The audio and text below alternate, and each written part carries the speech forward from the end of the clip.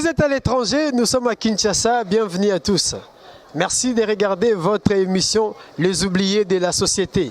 Aujourd'hui, notre invité, M.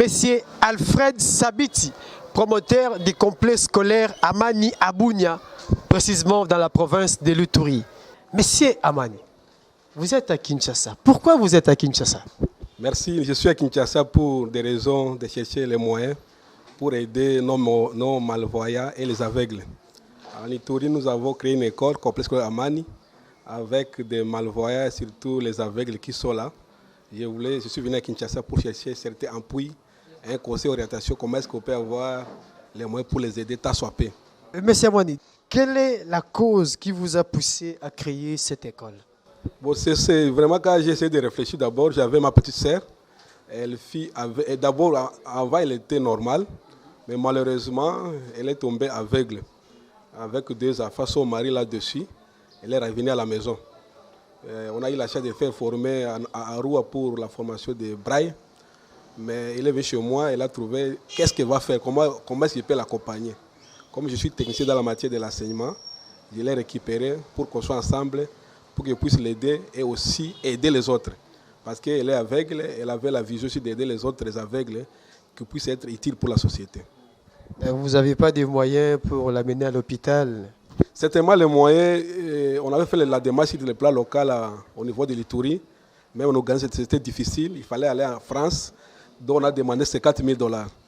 Vu la famille n'avait pas cette capacité, j'étais obligé d'assumer ça ainsi, parce que ces $4,000, vous voyez, chez nous, ce n'est pas facile.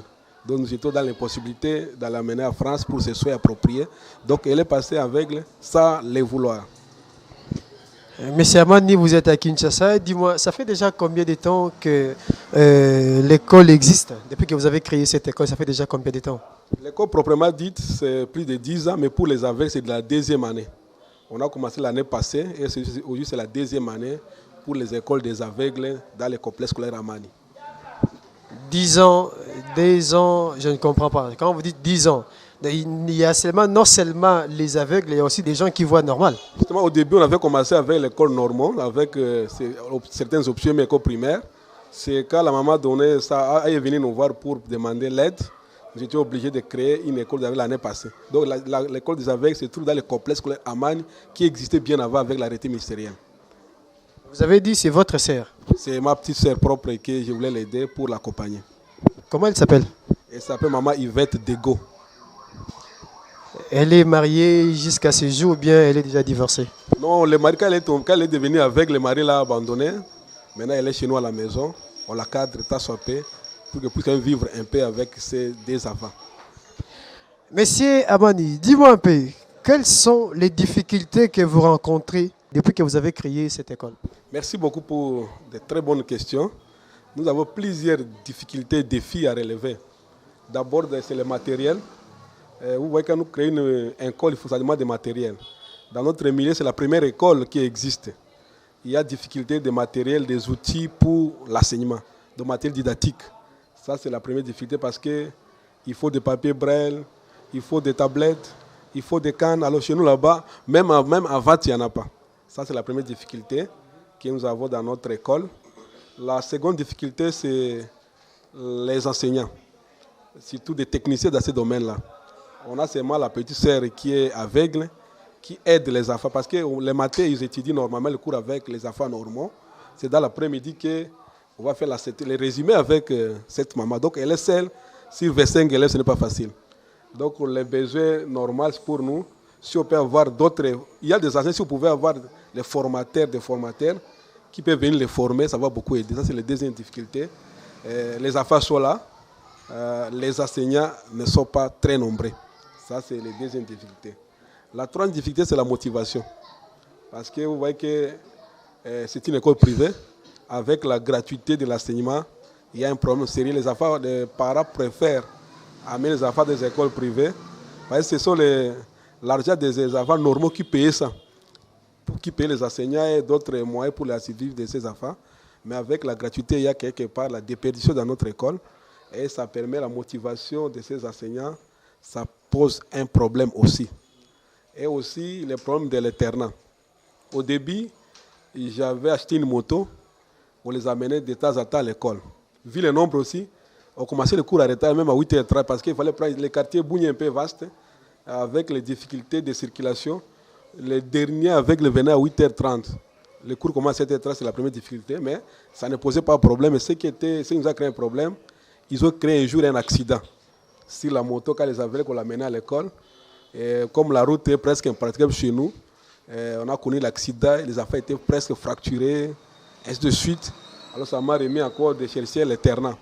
C'est pour cette raison, j'ai loué des chambres et salons, une chambre pour les filles, une chambre pour les garçons et un petit salon pour ces enfants-là. Alors la maison est là, oui, ça aide quand même, mais ce n'est pas commode. Parce que logiquement, il fallait qu'ils puissent avoir leurs toilettes à l'intérieur. La circulation n'est pas facile, mais l'internat est là. Mais ce problème alimentaire, par mois, il faut que je puisse préparer au moins $200. C'est ça qui pose le problème, parce qu'ils sont au nombre de 25, au moins $250 chaque fois fait du mois pour leur nourriture. Et puis ça pèse un peu aussi sur ces points-là, ça nous crée des difficultés. Ce sont quelques difficultés. Et puis les bâtiments, l'école aussi, ça existe, mais ce n'est pas grand. Mais ce qui est très grave, c'est les difficultés sur les plats alimentaires. Donc les nourrir mensuellement, ce n'est pas facile, mais on se bat avec les gens de bonne volonté qui nous aident quand même au secours. Monsieur Sabiti, dis-moi un peu, à part votre école, combien d'écoles existent de non-voyants dans l'Ituri? À l'Ituri, il y a seulement une école à la ville de Bunia et une école à Aru, c'est au moins 300 km de Bunia. Donc au niveau de la province de l'Ituri, il y a 2 écoles des aveugles chez moi. Et à Aru, vous voyez, beaucoup de gens, à Aru c'est trop loin, les gens cherchent à venir à la ville de Bunia, vu aussi la sécurité. Donc il y a seulement 2 écoles, une à Bunia, l'autre à Aru, au moins 300 km de la ville de Bunia. Donc il y en a seulement 2 qui existent en ville, en Ituri en général. Est-ce que votre école est agréée? C'est une école privée agréée. D'ailleurs, je ne voulais pas dire, l'année passée, un aveugle a décroché son certificat avec 72%. Oh. C'est une bonne information parce qu'il avait commencé. Les aveugles sont intelligents. D'une façon générale, ils sont très intelligents. C'était presque le 2e point de l'école. Il a reçu son certificat avec 72%. Donc c'est une école privée agréée qui est reconnue avec l'arrêté ministériel. Monsieur Alfred, au début, vous avez dit que vous êtes venu à Kinshasa pour chercher de l'aide. Est-ce que vous avez eu déjà? Merci beaucoup pour la question. Ça fait 2 semaines que je suis à Kinshasa. J'ai tâté par-ci, par-là. J'ai toqué des portes. Je n'ai pas eu vraiment la solution. Heureusement, la dernière minute, quand j'étais presque dessus, je suis tombé sur l'ONG qu'on appelle VAOS, qui m'a tenu la main. Il m'a donné de très beaux cadeaux pour ses enfants. Comme je disais à Bunia, il n'y a pas une boutique pour vendre ses affaires. Même vraiment à Bunia, même à Kisangé, il n'y en a pas. Alors nous avons eu la chasse, ils nous ont donné les tablettes, ils nous ont donné 25 sacs pour les enfants, ils nous ont donné 4 rames, les cache-nez pour les enfants, comme nous sommes dans une période de Covid-19, les cache-nez sont obligatoires à l'école, ils nous ont donné ça. Et les cannes pour les enfants pour certaines orientations. On a eu aussi, je pense, ça peut aider l'État soit payé pour commencer quelque chose. Parce qu'on a créé l'école sans le matériel. Mais je pense qu'avec ce matériel, ça peut commencer. On a dit le premier pas engage le second. Je suis certain avec ça, c'est le début de notre école et c'est le début d'une très bonne formation. Parce que l'année passée, on avait fait la formation, oui, il suffisait de certains matériels. Mais avec le matériel que je dois rentrer avec ça, certainement, ça va permettre qu'on puisse améliorer la qualité de l'enseignement de ces aveugles. Dis-moi un peu, comment vous êtes rencontré avec Maman Janine Kankou? Parce que c'est elle la responsable de l'ONG. L'histoire est très longue. Je peux dire de ces dieux. J'ai un ami qu'on appelle Pépé, que j'ai exposé, que je cherche la maison où on peut acheter les matériaux pour les aveugles. On a réfléchi, on n'a pas trouvé la solution. Heureusement, c'est YouTube, je pense. Elle a retrouvé la maman et elle a été en contact avec la maman. Et après, moi aussi, j'ai pris contact avec elle. Elle m'a fait l'adresse avec maman Kabibi, avec maître ici, pour qu'on soit ensemble, pour qu'on retrouve la maison. Donc, c'est grâce à YouTube, qui était avec mon ami qui a été en contact avec la maman, que j'ai reçu l'information d'ici. Moi, je peux dire que maman Janine, c'est maman sociale. Maman sociale. Bon, monsieur Alfred, Quelles sont vos ambitions pour votre école? Mon ambition, je voulais qu'elle soit parmi les grandes écoles de la province de l'Ituri. Parce que même si on peut voir dans la province de Nord-Kivu, cette école n'existe pas. Moi, c'est pour couvrir l'Est dans l'avenir. Si Dieu peut vous donner les grands moyens, il faut vraiment défendre les intérêts des malvoyants. Parce qu'ils sont presque négligés, on peut dire.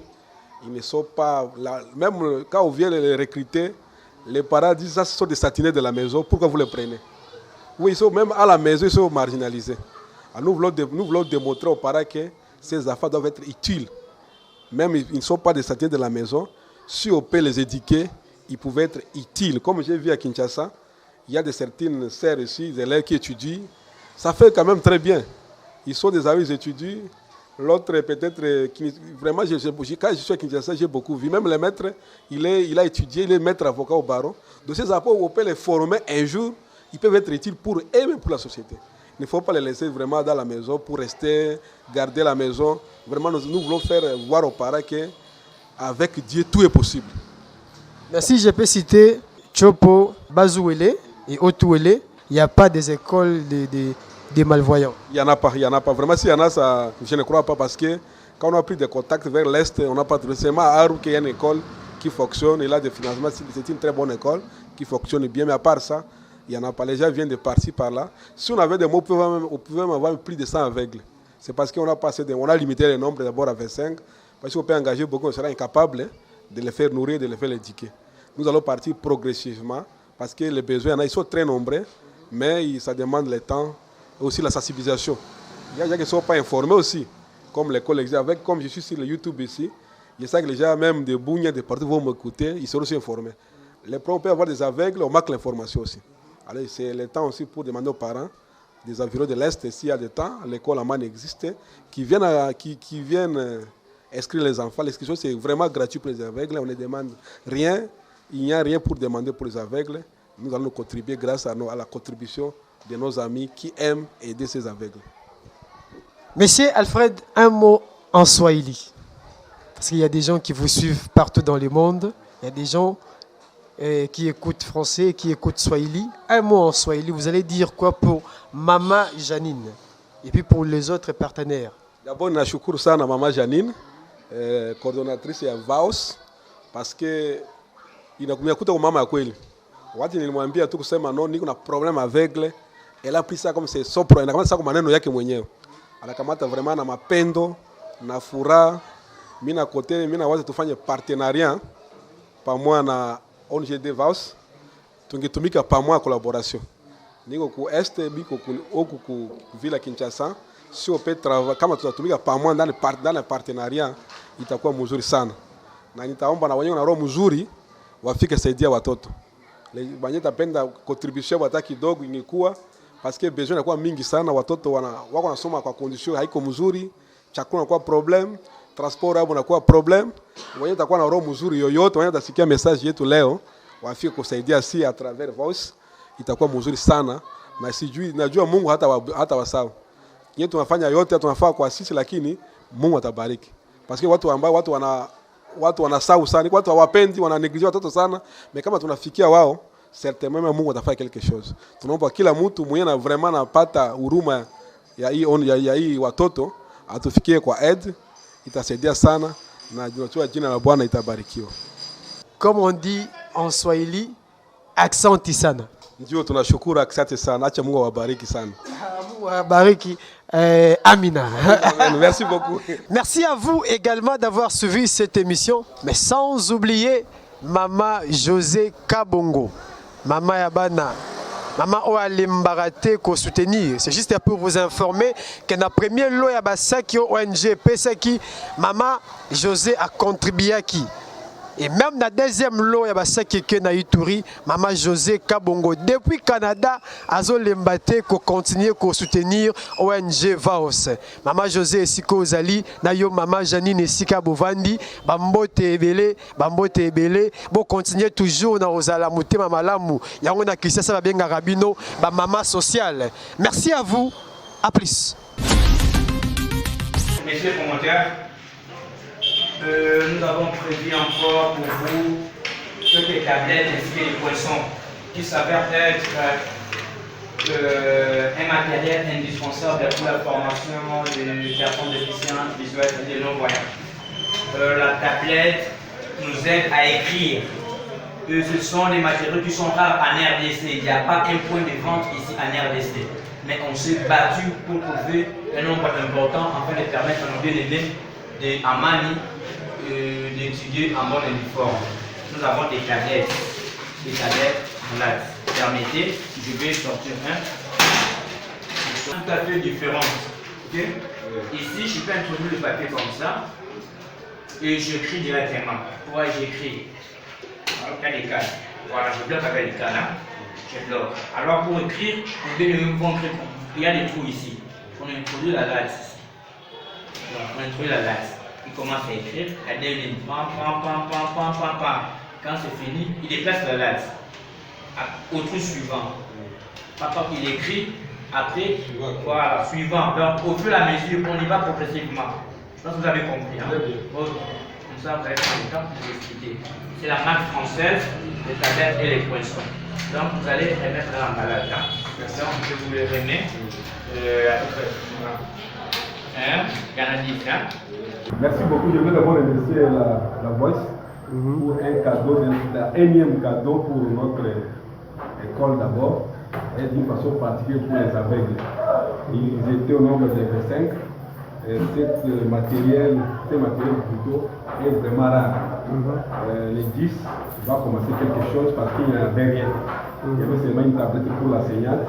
Aujourd'hui, ça sera 11. Certainement, ça va donner quelque chose. Nous sommes très reconnaissants pour cette ONG de maman Canine, qui est une maman de tout le monde, qui est avec nous, qui pense à tout moment à notre région. Nous sommes très reconnaissants. Je sais que quand les aveugles auront 100 sur leur table, ils seront très contents et nous allons voir leurs expressions. Moi, en tant que les promoteurs, je suis vraiment reconnaissant et je remercie à grand moment qui a essayé de venir notre maman Canine, et Dieu nous donne encore certaines visions pour aider les oubliés. Parce que vraiment, c'était vraiment que je dois garder les engagements sur ceux qui sont des fragiles. Nous espérons que vraiment on le moyen de mettre dans la mallette pour ne pas casser ça avant d'atteindre le but. Vraiment, au nom de notre école, à mon propre, à tous les aveugles, nous sommes vraiment reconnaissants que Dieu vous bénisse. Par rapport à ce que venaient de dire les promoteurs, je voulais juste porter la connaissance de nos partenaires et de tous ceux qui nous suivent à travers le monde.